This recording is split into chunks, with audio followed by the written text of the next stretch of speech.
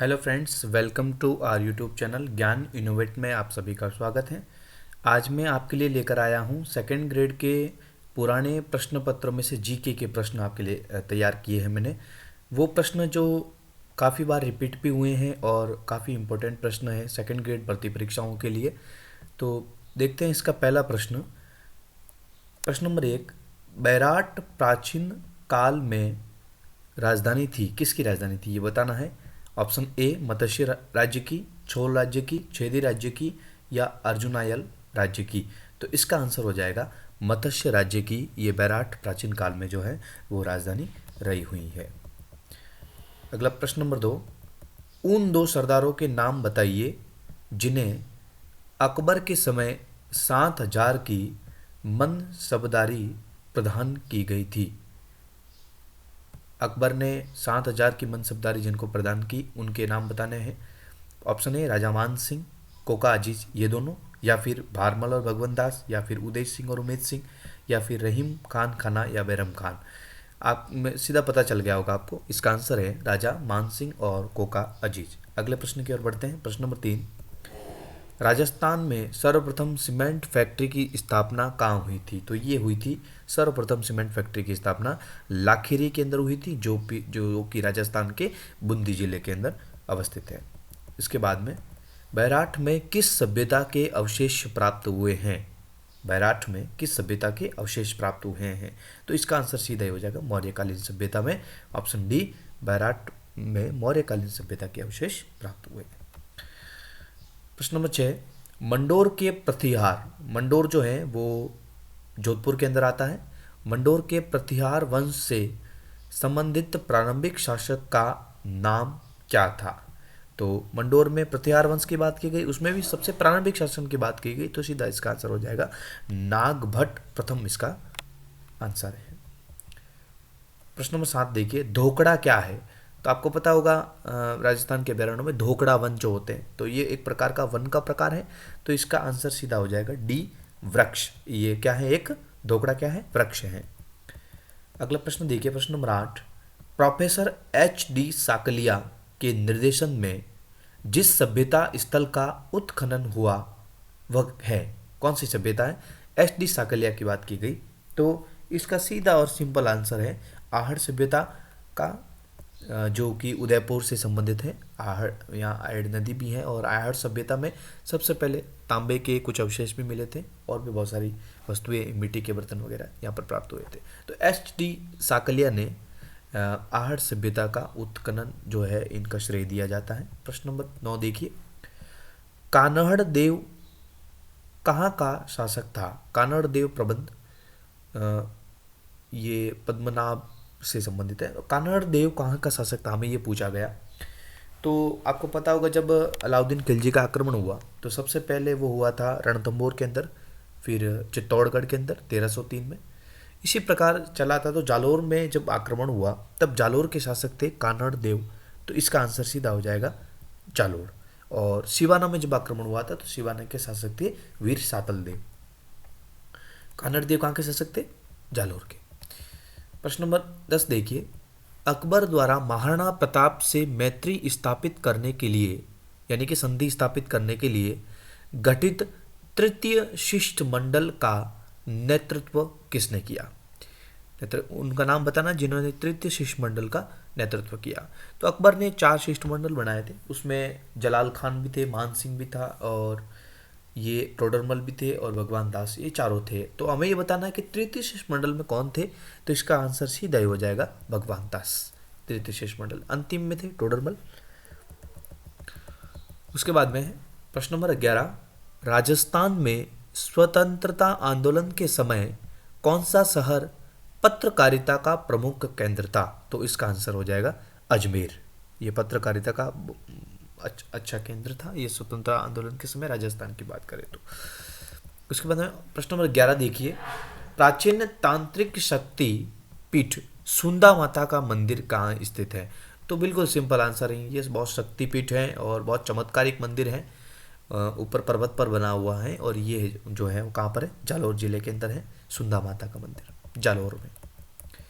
जीण माता का जीण माता कौन से राजपूत वंश की कुलदेवी हैं? जीण माता जो रेवासा सीकर के अंदर इनका मंदिर बना हुआ है, तो ये कौन से राजपूत वंश की कुलदेवी है? तो बिल्कुल सिंपल आंसर इसका चौहान वंश की, क्योंकि इसका संबंध सीकर से है और सीकर में रेवासा के अंदर जीण माता का मंदिर, वहाँ मेला भी भरता है। प्रश्न नंबर 14 देखिए, प्रसिद्ध राजस्थानी कविता पाथल और पीतल के रचयिता कौन है? प्रसिद्ध राजस्थानी कविता पीतल और पाथल या फिर पाथल और पीतल एक ही बात है। तो इसके रचयिता यहाँ देखिए, रचयिता लिखना चाहिए, मिसप्रिंट हो गई है। रचयिता कौन है? तो इसका आंसर हो जाएगा कन्हैयालाल सेठिया। ऑप्शन को बिल्कुल ध्यान से पढ़ना है। अब आप यहाँ देखिए, कन्हैयालाल यहाँ पर भी है, कन्हैयालाल यहाँ पर भी, पर वास्तविकता में जिन्होंने कविता लिखी है पीतल और पाथल तो कन्हैयालाल सेठिया है, वो हमारे राजस्थान के शेखावटी क्षेत्र चूरू जिले से ही हैं। तो इसका आंसर हो जाएगा डी, जिसमें पीतल कहा गया पृथ्वीराज सिंह को बीकानेर के और पाथल कहा गया महाराणा प्रताप को। आगे देखिए प्रश्न नंबर 15, राजस्थान में कपिल मुनि का मेला कोलायत में कब भरता है? तो कोलायत आपको पता होगा बीकानेर के अंदर है और वहाँ कपिल मुनि का मेला भरता है। तो बिल्कुल सिंपल आंसर है इसका कार्तिक पूर्णिमा को कपिल मुनि का मेला भरता है। प्रश्न नंबर 17 देखिए, राजस्थान के बाड़मेर, सांचौर, द्रोणी में तेल की खोज और वाणिज्यिक उत्पादन में कौन सी कंपनी संबंधित है? तो वो है केयर एनर्जी। अभी अभी राजस्थान में जो है तेल के कुएं वगैरह मिले तो वहाँ ये प्लांट भी लगाए गए, रिफाइनरी भी जो है तेल की खोज वगैरह वाणिज्य की कंपनी जो केयर एनर्जी के नाम से। प्रश्न नंबर 18 देखिए, काठमांडू में कौन से संगठन का मुख्यालय है? सबको पता है सार्क का मुख्यालय है, दक्षिण सार्क का, जिसके अंदर 8 सदस्य देश हैं वर्तमान में। पहले पूर्व में 2008 से पूर्व 7 सदस्य देश हुआ करते थे। 7 सदस्य देश को अगर हम याद करना हो तो एक बड़ी सुंदर सी इसके लिए ट्रिक है कि भा पा बा ने भू मा श्री। एक बार और रिपीट करूंगा मैं, भा पा बा ने भू मा श्री, यानी कि भारत, पाकिस्तान, बांग्लादेश, नेपाल, भूटान, मालदीव और श्रीलंका। और 2008 में जो है वो अफगानिस्तान को भी जोड़ दिया गया। तो कभी कभी ये भी प्रश्न बनता है कि सार्क में अंतिम के रूप में जोड़ा गया देश कौन सा है या अंतिम सदस्य देश कौन सा है, तो वहाँ पर आपको अफगानिस्तान लगाना है। टोटल मिलाकर के अभी सार्क के अंदर 8 सदस्य देश है। इसका मुख्यालय कहाँ पर है? काठमांडू, जो कि नेपाल के अंदर है। नेपाल की राजधानी है काठमांडू।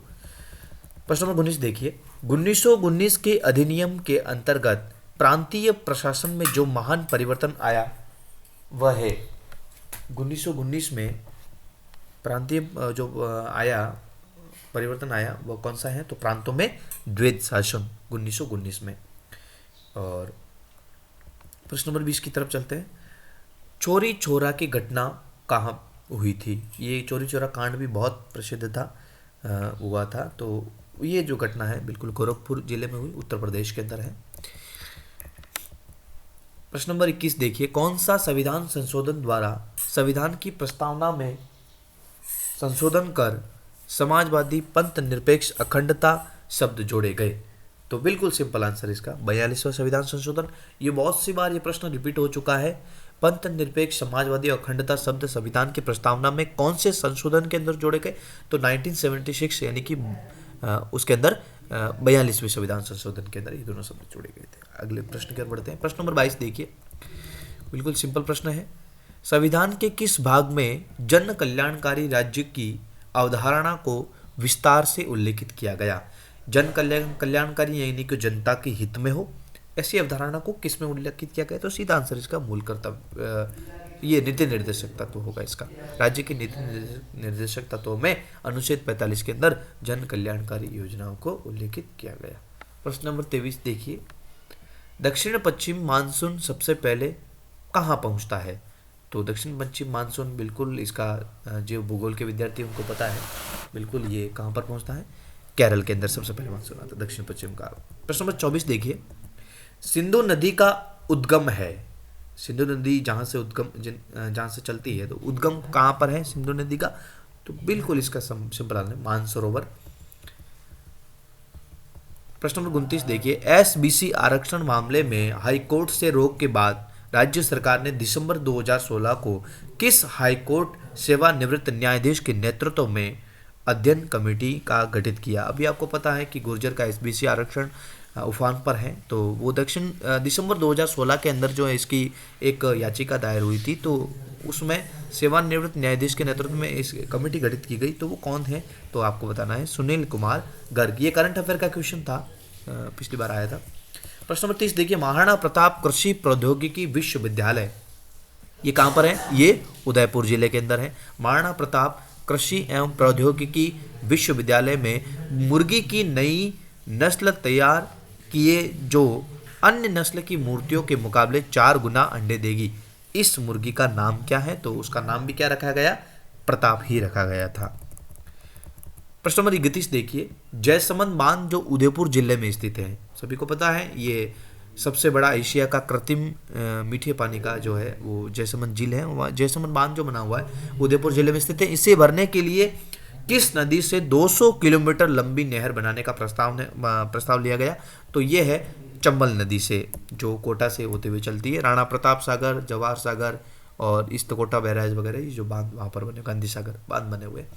प्रश्न नंबर 32 देखिए, राजस्थान के तीसरे टाइगर रिजर्व जिस क्षेत्र के में 40 किलोमीटर की बढ़ोतरी की गई, तो कहाँ की गई, मुकुंदरा हिल्स से दर्रा इसको कहते हैं झालावाड़ के अंदर।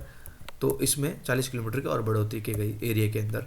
प्रश्न नंबर 33 देखिए, राजस्थान के किस जिले में मिलिट्री स्टेशन सैनिक स्कूल उच्च तकनीकी शिक्षण संस्थान खुलेगा, कहाँ पर खुले, ये भी करंट अफेयर का क्वेश्चन है। तो इसका आंसर सीधा हो जाएगा झुंझुनू के अंदर मिलिट्री का जो है वो संस्थान खुलने वाला है, ITI का। प्रश्न नंबर 34 देखिए, जापान की हिटाची कंपनी, हिटाची आपको पता होगा पॉकलैंड मशीन बनाते हैं, जिसको हम LNT की तरह ही वो मशीन होती है।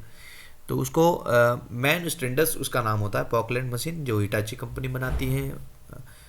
हिटाची कंपनी जो आपकी एक्सक्वेटर मशीन भी बनाती हैं। बहुत से लोग क्या करते हैं कि जो JCB आती है ये कंपनी का नाम है, वास्तव में उसका जो स्टैंडर्ड नेम है, जो उस मशीन का जो नाम है वो एक्सक्वेटर मशीन है।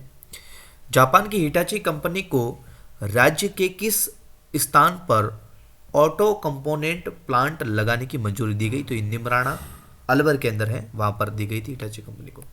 सुनीता विलियम्स का पैतृक गांव जुलासण भारत के किस राज्य में स्थित है। सुनीता विलियम्स जो है वो इसका जो पैतृक गांव वो हमारे भारत के मूल निवासी है, तो उनका गांव जो गुजरात के अंदर है। प्रश्न नंबर 36 देखिए, 2020 के ओलंपिक खेल कहाँ होंगे, 2020 के ओलंपिक खेल कहाँ पर होंगे ये आपको बताना है। तो उसका आंसर हो जाएगा जापान, टोक्यो शहर जापान के अंदर 2020 के ओलंपिक खेल खेले जाएंगे। प्रश्न नंबर 37 देखिए, भारत के वर्तमान नियंत्रक एवं महालेखा परीक्षक कौन है, तो ये भले शशिकांत शर्मा यहाँ पर दिया हुआ है। तो ये करंट अफेयर्स का क्वेश्चन उस समय का क्वेश्चन है, तो इसको आप नेगलेक्ट कर सकते हैं, अभी बदल गए हैं। प्रश्न नंबर 38 देखिए, INS सिंधु रक्षक को भारतीय नौसेना द्वारा बंद कर दिया गया, ये क्या था, तो ये एक जो है क्या थी, पनडुब्बी। INS सिंधु ये पनडुब्बी ही थी। प्रश्न नंबर 39 देखिए, नेताजी सुभाष चंद्र बोस की पुत्री अनीता हाल ही में किस राष्ट्र में किसी नगर की डिप्टी चुनी गई। नेताजी सुभाष चंद्र की एक बेटी थी अनीता, ये कौन से शहर में जो है डिप्टी चुनी गई, ये आपको बताना है। तो उसका आंसर हो जाएगा जर्मनी के अंदर इनको डिप्टी का पद दिया गया, नेताजी सुभाष चंद्र बोस की पुत्री अनीता का। दोस्तों, आपको ये हमारी जानकारी कैसी लगी, कृपया इसको आप शेयर कीजिए, लाइक कीजिए, सब्सक्राइब करना ना भूलें हमारे चैनल को। और इसी तरह से मैं आपके लिए इम्पोर्टेंट क्वेश्चन, महत्वपूर्ण राजस्थान लोक सेवा आयोग के लिए विशेषकर से महत्वपूर्ण प्रश्नों को लेकर के आपके समक्ष पेश होऊंगा। तब तक के लिए दीजिए इजाज़त। धन्यवाद। जय हिंद, जय भारत।